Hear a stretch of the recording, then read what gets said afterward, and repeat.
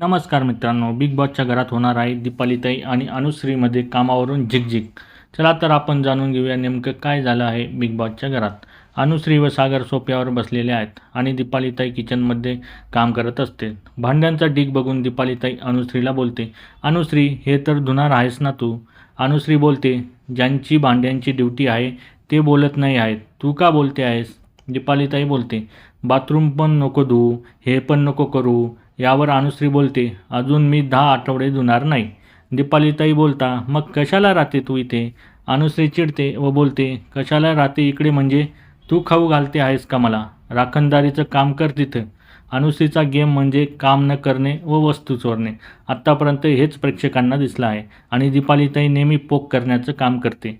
आता या दोघींपैकी तुम्हाला कोणाचा मुद्दा हा बरोबर वाटतो हे कमेंट बॉक्समध्ये नक्की सांगा. आणि अशाच नवीन अपडेटसाठी आमच्या चॅनलला लाईक, शेअर आणि सबस्क्राईब करायला विसरू नका.